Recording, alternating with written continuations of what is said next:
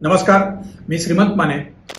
आपण लोकमतच्या रिजनल डायरीजमध्ये बोलतो आहोत आणि आज एका अत्यंत गंभीर सध्याची जी निवडणूक सुरू आहे त्या निवडणुकीमध्ये खूप महत्त्वाचा असलेल्या अशा एका मुद्द्यावरती चर्चा करतो आहोत आणि तो मुद्दा आहे राज्यघटना बदलण्याची चर्चा आणि रिपब्लिकन चळवळी.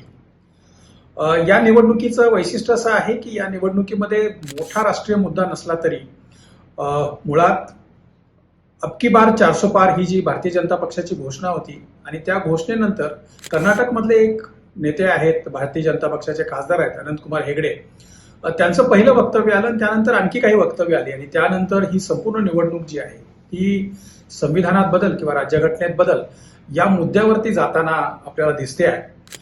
काँग्रेसने तसा आरोप केला आणि त्याच्यानंतर पंतप्रधान नरेंद्र मोदी, गृहमंत्री अमित शहा आणि अन्य भारतीय जनता पक्षाच्या बहुतेक सगळ्या नेत्यांनी त्या संदर्भात काही खुलासे केले.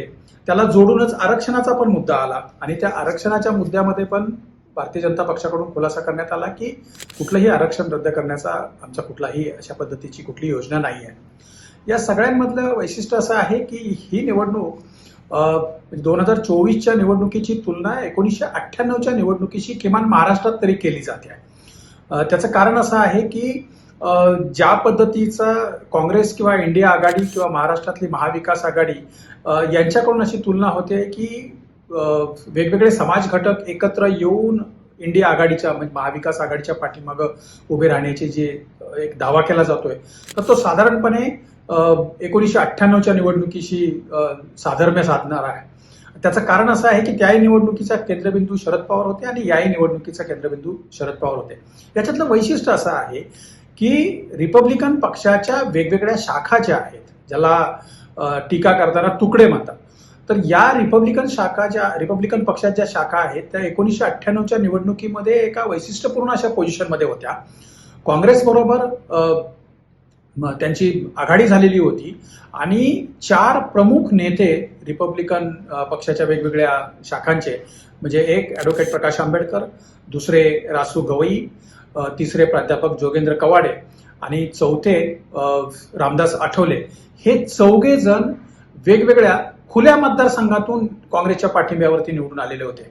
आता जेव्हा राज्यघटना बदलाचे आरोप प्रत्यारोप होत आहेत, चर्चा होते आहे, त्यावेळेला या रिपब्लिकन पक्षाच्या वेगवेगळ्या शाखांची पोझिशन काय आहे, रिपब्लिकन चळवळीची पोझिशन काय आहे, त्यांची भूमिका काय आहे आणि त्याचबरोबर मोठ्या प्रमाणावरती जो दलित समाज आहे, जो आंबेडकरी समाज आहे, तर त्या समाजाची भूमिका काय आहे हे आपल्याला जरा मुळात समजून घेण्याची गरज आहे. तर 1998ची निवडणूक आणि आत्ताच्या निवडणुकीमध्ये जे काही साधर्म्य सांगण्याचा प्रयत्न होतोय त्याच्यातला रिपब्लिकन नेत्यांच्या संदर्भातला भाग आपण बघितला तर याच्यातलं एक वेगळं वैशिष्ट्य असं आहे की आता काँग्रेसचं अध्यक्षपद जे आहे ते मल्लिकार्जुन खरगेंच्या रूपाने एका दलित नेत्याकडे आहे आणि त्यामुळं या निवडणुकीमध्ये मोठ्या प्रमाणावरती संविधान बदलाची किंवा संविधानाच्या बदलाच्या अनुषंगाने आरोप प्रत्यारोप होत असले, संविधान बदलाच्या संदर्भातली चर्चा जरी असली तरी सुद्धा या रिपब्लिकन जे प्रमुख नेते आहेत त्यांच्याकडून फारशे त्याच्यावरच्या प्रतिक्रिया येत नाही आहेत. आता आदरणीय रासू गवई साहेब नाही आहेत, राजेंद्र गवई हे त्यांचा तो राजकीय वारसा चालवत आहेत. प्राध्यापक जोगेंद्र कवाडे हे आता भारतीय जनता पक्षाला त्यांनी पाठिंबा दिला आणि नागपूर आणि पूर्व विदर्भात त्यांचा जो काही प्रभाव आहे तो ते भारतीय जनता पक्षाला त्याचा फायदा कसा मिळेल याच्यासाठी प्रयत्न करतायत. त्यांची जी भाची आहे माजी राज्यमंत्री सुलेखाताई कुंभारे या सुद्धा त्यांच्या सोबत आहेत.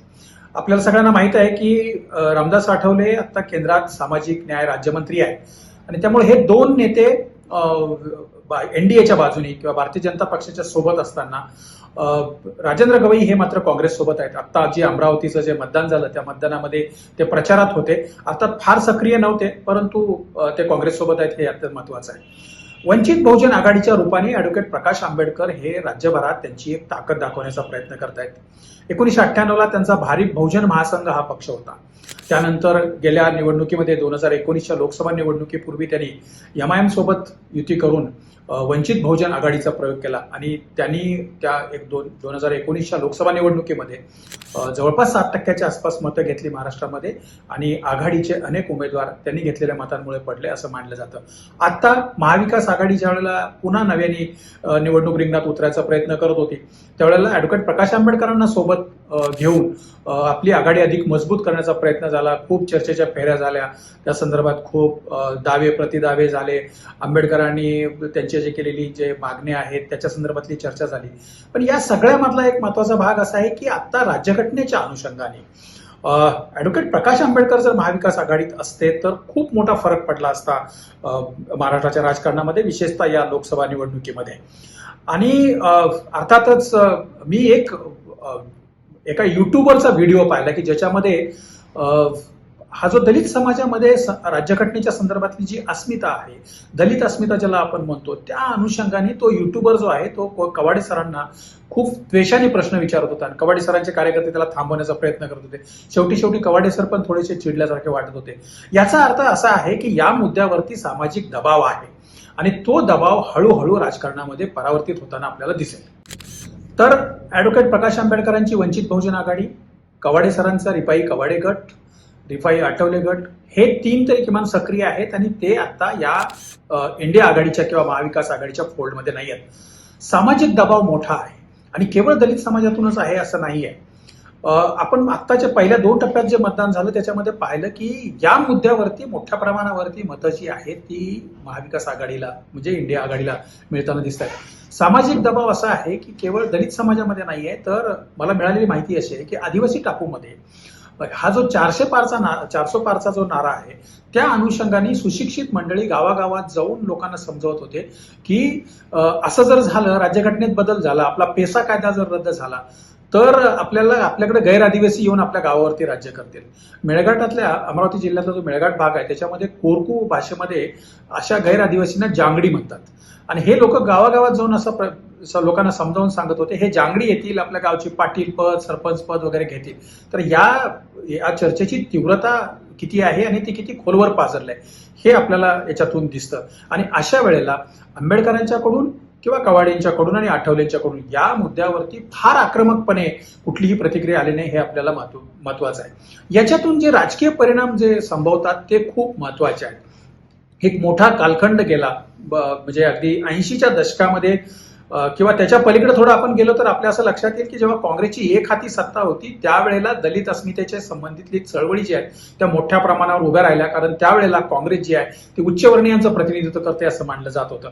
मधल्या काळात 80च्या दशकात त्या सामाजिक चळवळींनी थोडंसं राजकीय स्वरूप घेतलं आणि त्यानंतरचा खूप मोठा कालखंड असा गेला की ज्या कालखंडामध्ये ही जी दलित मतं आहेत ती आणि आत्ताच्या इलेक्शनमध्ये दिसते ती अल्पसंख्याक मतं ही काँग्रेसपासून दूर जाताना दिसली.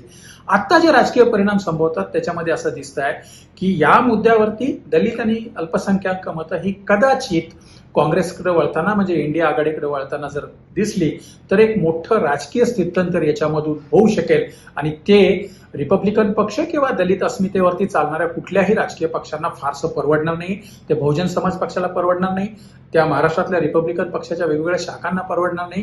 कारण पुन्हा एकदा हे जे दलित आणि अल्पसंख्याकांचं जे कन्सॉलिडेशन आहे ते कन्सॉलिडेशन काँग्रेसच्या म्हणजे इंडिया आघाडीच्या बाजूने जर झालं तर येणाऱ्या कालखंडामध्ये हे राजकारण महाराष्ट्राचं भारताचं सगळंच राजकारण हे खूप इंटरेस्टिंग असेल आणि प्रामुख्याने याला धोका असेल. आणि याच्यातला एक शेवटचा पैलू असा आहे की जितकी सनातन धर्माची चर्चा होईल, जितकी राम मंदिराच्या इश्यूची चर्चा होईल, जितकी हिंदू राष्ट्राची चर्चा होईल, जितकी युनिफॉर्म सिव्हिल कोडची चर्चा होईल तितकं हे जे कन्सॉलिडेशन आहे ते अधिक बळकट होताना दिसेल आणि त्याच्यातून दलित चळवळी ज्या आहेत त्या अधिक सजग होताना दिसतील असं मला वाटतं.